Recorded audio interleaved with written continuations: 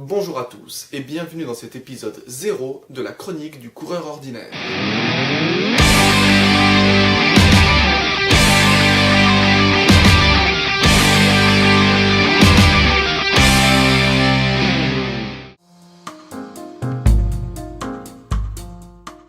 Alors je m'appelle Sébastien, j'ai 30 ans, j'habite dans une petite ville de l'Est lyonnais, Dessines pour ceux qui connaissent. Professionnellement, je suis employé de vente dans un magasin d'alimentaire dans le 2e arrondissement de Lyon et je vis avec ma compagne Céline depuis une bonne dizaine d'années.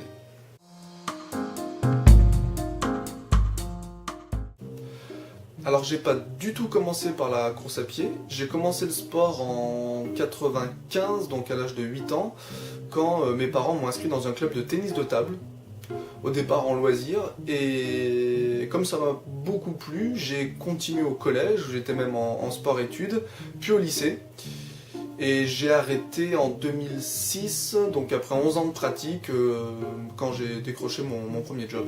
C'est un sport qui m'a beaucoup apporté, autant sur le plan physique que sur le plan mental, avec ce besoin de travailler dur, de répéter jour après jour, entraînement après entraînement, les mêmes gestes, les mêmes mouvements, les mêmes déplacements, les mêmes schémas de jeu. Et ça m'a donné le goût de la besogne, du travail dur, quoi. Et je pense que même en course à pied et dans la vie de tous les jours, c'est très important ça, d'aimer la besogne. Et puis en parallèle de ça, j'ai fait de l'athlétisme pendant 3 ans, donc de 9 à 12 ans, dans un tout petit club qui s'appelait le Clair Athlétisme à Rieux-la-Pape, où j'étais entraîné par Franck Matamba, que je salue. Et c'était là aussi une bonne expérience, quoi. On était vraiment touche à tout, on travaillait aussi bien les courses que les sauts, que les lancers. Et bon, je sais pas si j'ai vraiment progressé dans tous ces domaines, mais c'était mon premier pas dans la course à pied. C'est là où je me suis mis à faire des petits footings comme ça, alors que j'étais gamin. Alors c'était autour du terrain de foot, au parc, dans la cour de récré de l'école. Et ouais, j'aimais ça, quoi.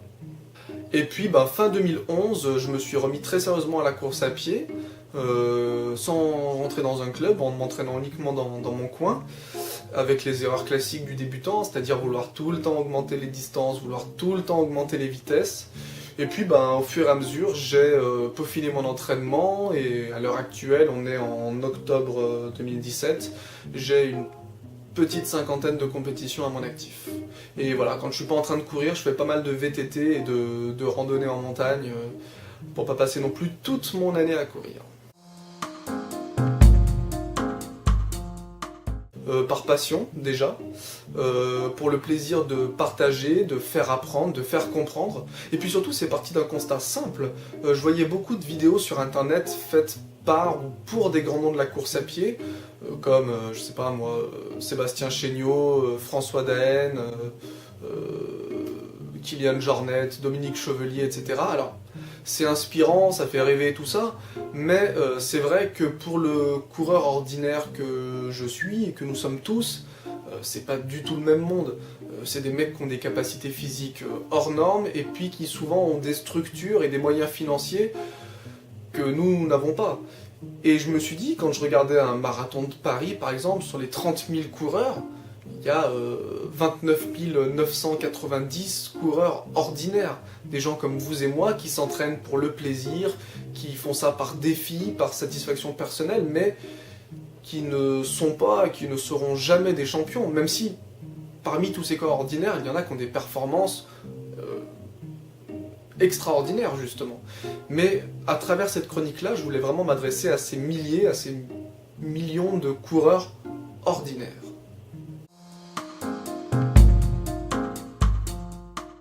Alors j'ai beaucoup de projets en tête, ça se bouscule un peu même.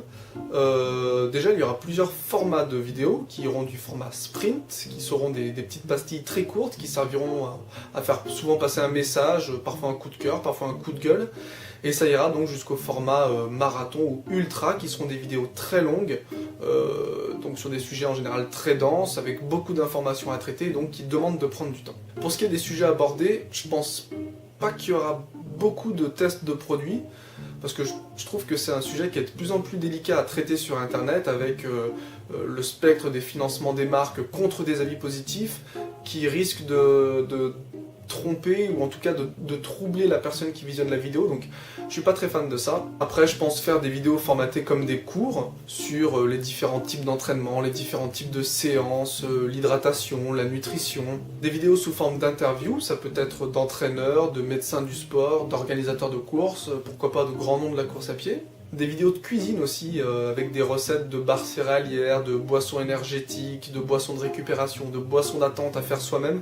C'est des vidéos qui sont très rigolotes à voir et qui sont, je pense, très intéressantes et très utiles. Des vidéos un petit peu historiques avec le passé de la course à pied, l'histoire d'une course légendaire ou d'un personnage qui a marqué la course à pied, des différentes inventions aussi qui a révolutionné la course à pied.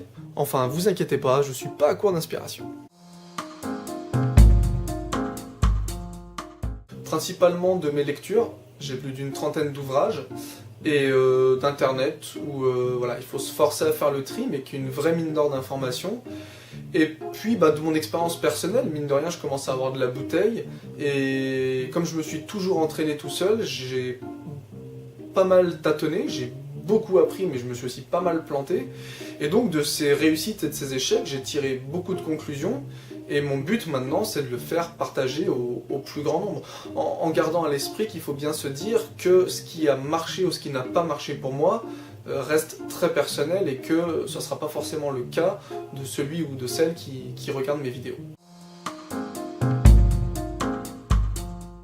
Oui, il faut bien garder en tête que je ne suis ni entraîneur, ni médecin, ni coach sportif, ni rien du tout. Et donc que les informations que je donne, bien que je les ai vérifiées, elles ne doivent en aucun cas se substituer à l'avis d'un médecin ou d'un entraîneur diplômé d'État. Comme on éprouve l'or en le frottant, en le coupant et en le fondant, ainsi jugez ma parole, et si vous l'acceptez, que ce ne soit pas par simple respect. Et n'oubliez pas, même un coureur ordinaire est un coureur extraordinaire.